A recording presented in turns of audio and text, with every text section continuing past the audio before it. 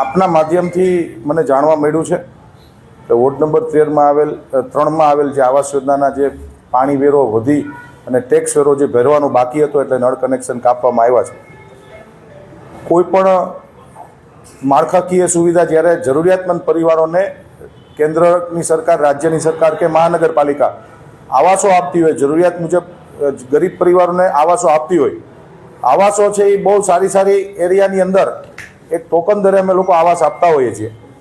પરંતુ સરકારના નિયમ મુજબ પાણી વેરો અને હાઉસ ટેક્સ વેરો તો ભરવાનો બધાને થતો હોય છે, સરકારી કચેરીઓને પણ ભરવાનો થતો હોય છે.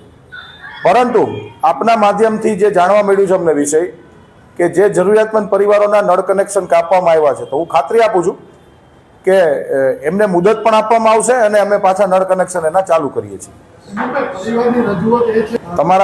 તમારા માધ્યમથી સૌને જણાવવા માંગુ છું કે કોઈ પણ સિટીઝને જ્યારે વર્ષ જ્યારે પૂરું થતું હોય ત્યારે વોર્ડ ઓફિસે જઈ અને બિલ ભરવાનું હોય છે.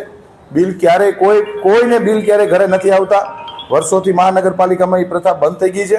રાજકોટની સમગ્ર દેશની અંદર આ વર્ષ જ્યારે પૂરું થાય ત્યારે આપણી એક નૈતિક જવાબદારી છે કે આપણે ટેક્સ ભરવો જોઈએ. આપણને ઇન્કમ ટેક્સનું બિલ આવતું નથી, તેમ છતાં આપણે લોકો ભરીએ છીએ.